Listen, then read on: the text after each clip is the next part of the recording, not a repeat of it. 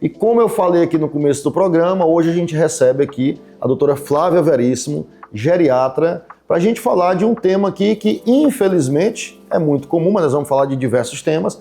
E nessa primeira parte da nossa entrevista, a gente vai conversar aqui sobre quedas, sobre prevenção e sobre muitos outros temas que você é tão procurada, doutora Flávia. Então, bem-vinda aqui ao nosso Vida Mais. Muito obrigada pelo convite. É um prazer estar aqui conversando sobre um tema tão importante e negligenciado, que é a queda, né? Então, um dos grandes medos e desafios, né, da geriatria é a queda, e ela acontece principalmente em casa, fazendo as atividades habituais. E o que a gente pode fazer para prevenir, né?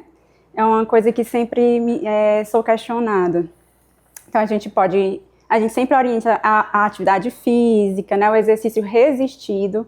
Por exemplo, até hoje eu não consegui fazer meu pai fazer o exercício resistido. Ele só quer fazer a caminhadinha dele todo dia. Explica, falar do seu pai até, Flávia, é um prazer, estava falando aqui antes da gente começar a entrevista, que um dos nossos negócios aqui chama LogMed, e em 2021 nós lançamos a LogMed e a gente precisava de um espaço, então nós tivemos ele de 2021 até 2024, numa sala dele, de propriedade dele, que a gente alugava lá. Então, naquela época eu conheci o Dr. João e que eu aproveito para mandar um abraço aqui para ele, né? Que é muito querido, e você, sua família inteira também, que a gente tem um relacionamento profissional até de encaminhar, de tratar os mesmos pacientes. Mas explica então, o exercício resistido, que você falou que seu pai, o Dr. João, tem essa limitação. O que é esse exercício resistido? Então, é o exercício com carga, com peso. Pode ser o peso do próprio corpo, né? Mas é preciso que você faça força, coloque força, que o osso, né, e a musculatura, a gente precisa de força, de carga, para a gente aumentar essa musculatura e evitar a queda. Então, assim, a caminhada legal, é ótimo, coração, beleza, maravilha, cognição, sono, mas, assim, quando a gente pensa em queda, em fratura, em osteoporose, eu preciso do exercício com carga, né, aquele exercício resistido, que é para a gente realmente fazer a prevenção, tanto cardiovascular, como a prevenção de fratura por osteoporose, que é um pouco negligenciada, né? Eu queria só até, doutora Flávia, porque assim, a nossa intenção aqui no Vida Mais, por mais que, assim, eu costumo brincar nos nossos congressos, nos lugares, que minha profissão é cirurgião cardiovascular. Nesse momento aqui na Band, a gente está nessa função aqui de poder trazer informação, trazer um contexto que as pessoas precisam ter, mas a gente faz questão aqui no Vida Mais de tentar ser mais didático possível para quem está assistindo. Então, uma dúvida que pode ter muita gente, e eu queria voltar um pouquinho até antes da gente detalhar um pouco mais sobre queda. A geriatria, especificamente, o médico geriatra, quem tem indicação de ir? Porque, assim, naturalmente, nós, médicos e profissionais, nós encaminhamos aqueles pacientes que a gente acha que vai ter um benefício, que precisa de uma orientação, que muitas vezes usa muitas medicações e tem muitas queixas, que às vezes um especialista não vai ser o profissional mais indicado para tratar todo aquele complexo. Mas eu queria que você fosse um pouquinho mais clara do que não é a minha área, para quem está assistindo a gente. Quando que o paciente, que a pessoa tem que procurar um geriatra? Gente, fez 60 anos, começou por aí, né? Você já tem total indicação de procurar um geriatra. Isso acontece atualmente? Não, em geral não, né? Ainda existe muito preconceito, porém, a geriatria, ela tem essa área preventiva, mas a gente tem uma expertise maior em pacientes multimórbidos, ou seja, com várias doenças, com várias situações complexas, para a gente tentar ministrar e orquestrar aquelas situações, né, de forma que a gente consiga manter a qualidade de vida daquele paciente. Ou seja, o objetivo da geriatria é manter o idoso funcional, né, então com a cognição preservada, com qualidade de vida, fazendo tudo sozinho, né, e para isso a gente pode partir de um ponto de prevenção, né, que você chegando cedo, né, e a gente conversando no início, a gente consegue ver quais são as possíveis doenças e já a gente intervir, né, naquela situação, mas também no paciente que está mais debilitado, porque existe uma coisa que é a fragilidade, né, a síndrome da fragilidade que a gente tem, que é quando aquele idoso já está assim caindo, está com muita fraqueza, andando bem devagar, com dificuldade de fazer suas atividades, né? Então, a gente consegue prevenir isso. Então, o ideal é que chegue antes. Mas, às vezes, não acontece, né? Você falou uma palavra aí que me gerou um pouco de curiosidade. Você falou assim, existe ainda um pouco de preconceito. Na prática, no dia a dia, o que é que você percebe disso? Porque, assim, na minha experiência como médico, como outra especialidade, e eu trato muitos pacientes idosos, porque a idade é um dos fatores de risco também para várias doenças cardíacas, então eu trato pacientes idosos. E, naturalmente, quando eu chego que está no meu limite da minha orientação, e quando tem outros contextos ali que precisam, eu encaminho. Mas você, então, como geriatra, o que é que você percebe de preconceito? E se existe para quem está assistindo a gente, por que esse preconceito não deve acontecer? Olha, eu vejo preconceito de todos os lados, né? O próprio paciente, acredito que ele se sente velho porque está indo ao geriatra. E isso eu costumo dizer, gente, você vai ter a idade que você tem pronto. Tomara que a gente envelheça com saúde, todo mundo quer envelhecer. De não envelhecer é morrendo antes, então, assim, todos nós vamos envelhecer, mas existe, né? Então, por exemplo, aquela pessoa que não quer ir ao geriatra porque, assim, eu tô me sentindo velho, né? Isso eu vejo. Os próprios profissionais também têm essa dificuldade de saber, assim, quando encaminhar, né? Se vale a pena acompanhar mesmo sem ter uma doença específica, né? Porque a gente recebe muito Alzheimer, né? E algumas doenças específicas. Mas o próprio profissional, ele encaminha, por exemplo, caiu, encaminha para o ortopedista. Então, a avaliação de queda ela é muito ampla, entendeu? Porque ela é sempre multifatorial. Então, eu vou avaliar, será se o óculos está adequado, o sapato está adequado, ele caiu porque ele quebrou porque ele caiu, né? Pode ser também por conta do ambiente, o tapete, os objetos espalhados pela casa, a chinela havaiana que é péssima, né? Então, realmente péssimo para o idoso, porque o pé vai e a chinela fica, né? Então, o ideal é aquela chinela que tenha uma parte posterior, né? Deixando o pé bem seguro, né? Então, assim, existem algumas coisas que a gente vai orientar que vai além do precisa de cirurgia ou não. Então, e como é sempre multifatorial, em geral, é sempre um sinal de alarme e a gente tem que avaliar bem direitinho por que está caindo. É fraqueza, osteosarcopenia, é tremor, já dificuldade de marcha, é algo neurológico, cardíaco, né? Então, eu acho que essa avaliação bem global, né, passa pelo geriatra e eu não vejo as pessoas encaminhando. Caiu, fraturou, faz a cirurgia, vai embora e não passa pelo geriatra.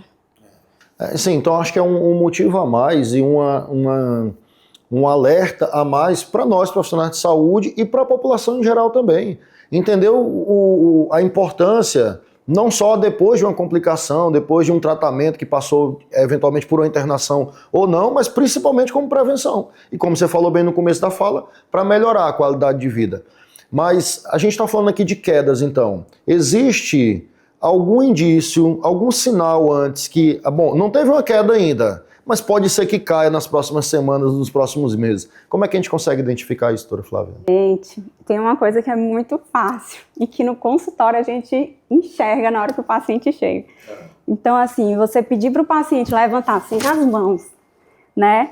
É uma coisa muito simples, mas que quando eu vejo o paciente colocando a mão para levantar, tá com fraqueza de membros inferiores. Então eu já vejo ali, já tá visível. Então, assim, se o seu familiar tá lá no sofá com aquela dificuldade de levantar, tem que pedir ajuda para levantar do sofá. Quando senta numa cadeira mais alta já não precisa, mas no sofá que é mais baixo precisa, ou então no assento lá no banheiro. Então, assim, coisas simples que tá mostrando para você, olha, eu tô aqui, eu tô com fraqueza muscular, entendeu? E que qualquer hora uma queda pode vir. Isso. Bom, assim, uma queixa comum em muitos consultórios, não só da geriatria, tontura. E a gente sabe que tontura tem inúmeras causas, tem inúmeras possibilidades. Mas também é um sinal de alerta que pra gente dizer assim, poxa, tá tonto e pode ter uma queda aí em breve. E a tontura não é, acredito eu, né, a principal causa, mas muitas vezes no consultório eu vejo por interação medicamentosa e uso inadequado de medicação. Então, aí quando a gente organiza aquela polifarmácia, aqueles medicamentos, a gente consegue contornar aquela tontura. Às vezes é vestibular, que é a história da vertigem paroxística benigna, que todo mundo fala pra gente, tô com labirintite, e na verdade é VPPB, né? E aí a gente vê muita tontura no consultório e muitas vezes é medicamentoso, desidratação. Outro motivo de queda, que eu não sei se vai estar nesse contexto aí exatamente da fraqueza de membros inferiores, mas da hipotensão postural, que é aquele paciente aquela pessoa que muito comumente na madrugada vai levantar para ir no banheiro e no caminho até o banheiro tem uma queda ali, porque cai uma frequência cardíaca, cai uma pressão arterial, e naturalmente ele tem outras causas. No dia a dia, eu sei que talvez seja uma pergunta, doutora Flávia, até meio difícil, mas se a gente fosse dizer assim, o principal motivo de queda, então, no consultório, que você identifica no dia a dia, existe uma ou duas causas aí que a gente consiga dizer? Porque assim, você falou até que a fraqueza nos membros inferiores é muito comum, mas sei lá, tem um motivo especificamente? É a própria fisiologia. Então, naturalmente, a partir dos 30 anos, a gente vai perder a massa magra. Esse aumento a perda de massa muscular, ela vai aumentando a velocidade e a quantidade com o tempo. A qualidade muscular também muda.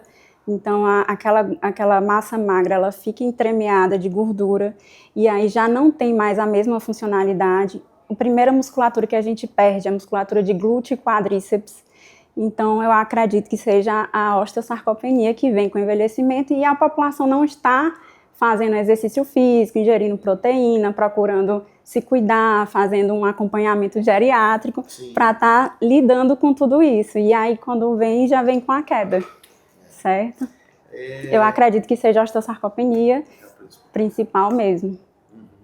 E assim, quando a gente costuma pensar, a gente agora, não vou nem me colocar como médico, mas como a população em geral, pensar em queda, em proteção, em cuidado, a gente pensa naquele vozinho, naquela vozinha de 80, 90 anos que já caminha com um pouco de dificuldade. Se a gente pensar na preparação do ambiente, né, da casa, do banheiro, eventualmente dos locais que são mais frequentes, em que momento você sugere e como que faz essa orientação para que tenha aquelas barras de suporte, né, de sustentação? O que mais? Como é que a gente pode pensar em ambiente e que tipo de paciente já preventivamente já tem que se preocupar com esse ambiente antes mesmo da queda? Viu? Os pacientes que têm doenças neurológicas, como Parkinson, tem muita queda. Os pacientes que têm hipotensão postural por conta de medicação, que a gente aquelas medicações são importantes, a gente orienta, primeiro senta, depois levanta e tudo, mas é um sintoma que às vezes a gente não consegue contornar e precisa das medicações.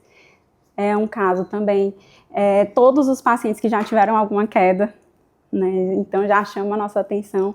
Doenças osteoarticulares importantes, como artrose, dor crônica, né, então essas doenças todas acabam levando a gente a uma dificuldade na hora do banho e que precisa de adaptação do ambiente já. Eu lembro a você que a gente está entrevistando aqui a doutora Flávia Veríssimo, geriatra, a gente está falando de quedas, mas daqui a pouquinho, no nosso segundo bloco do nosso programa, nós vamos falar aqui sobre outros temas, sobre Parkinson, sobre Alzheimer, sobre internações, pneumonia, mas dentro desse contexto de queda aqui ainda, doutora Flávia, por que a gente, assim, pergunta direta, uma queda pode levar a uma morte, certo? Porque não é só prevenir a queda. Por que especificamente, e nessa sequência de fatos, por que uma queda pode levar a uma morte? Pode ocorrer o TCE, né, o traumatismo craniano, paciente idoso tem mais chance de sangramento e acaba acontecendo um hematoma. Pode acontecer a fratura de fêmur, que vem principalmente por conta da osteoporose. Uma queda, geralmente a gente cai, não quebra o fêmur. Se você caiu, quebrou, você já tem osteoporose diagnosticada, não precisa fazer nem a densitometria óssea. Então já tem que tratar. E essa fratura, muitas vezes no hospital, demora um pouco para a gente conseguir fazer a correção cirúrgica e acaba levando a dor crônica, o paciente fica muito tempo no hospital, acabam vindo as pneumonias e as intercorrências que levam à morte.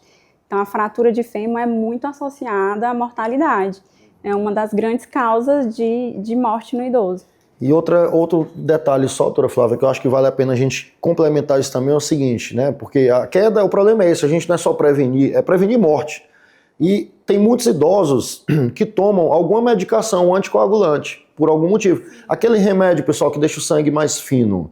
Então, naturalmente, quem toma alguns tipos de medicamentos, ou porque tem uma arritmia, ou porque fez uma cirurgia do coração, ou porque fez uma angioplastia, que é colocar o stent, ou porque, enfim, usa como preventivo de outras coisas. Qual o risco do anticoagulante na queda, especificamente? Aumenta a chance de sangramento, porém, a gente acredita que o benefício ainda supera o risco na maioria dos casos, a não ser que o paciente seja muito frágil. Então, realmente aumenta a chance de sangrar, de você ter um hematoma, fazer uma neurocirurgia, ficar com sequela neurológica. É muito grave, na verdade. Então, assim, a queda, a gente fala da prevenção porque, pensando na população em geral, porque fica com dor, vai ficar mais em casa, sem querer caminhar, com medo de cair, acaba piorando a funcionalidade, vem a depressão, não quer sair. Então, tem tanta coisa junto, mas, assim, para a medicina, é a questão mesmo da morte, mortalidade mesmo, aumento mesmo de risco de morte, né? Então, é muito importante esse tema e eu acho que é negligenciado, assim. Sem dúvida. Bom, doutora, continue aqui com a gente, certo? Já já a gente vai para falar mais temas, que eu tenho certeza, assim, passou rápido essa primeira parte, mas eu sei que a gente tem muito mais o que contribuir aqui, então faço o convite que você continue aqui com a gente, tá? Eu lembro a você que se seu sonho é se tornar um médico, a médica que você sempre imaginou, que sua família também sempre sonhou com você, o seu lugar é na Unicet, um centro universitário com 28 anos agora de experiência em diversos cursos. Na medicina especificamente, você tem um aprendizado que vai muito além da medicina tradicional, porque você vai ter naturalmente todas aquelas disciplinas clássicas, anatomia, fisiologia, farmacologia e tudo, toda a disciplina básica que você precisa para ter a parte técnica, mas também, além das clínicas, você tem um incentivo para que você aprenda inteligência artificial em medicina, gestão, empreendedorismo, noções de mercado e, além disso, uma rede hospitalar própria da Unicet que vai poder lhe proporcionar a formação que você sempre sonhou. Então, seu lugar é na Unicet, o próximo vestibular é agora no dia 24 de julho, que pode ser online, pode ser utilizada a sua nota do Enem, e você tem todas as informações aqui no WhatsApp e no site da Unicet. Curso em Medicina no Centro Universitário Unicet.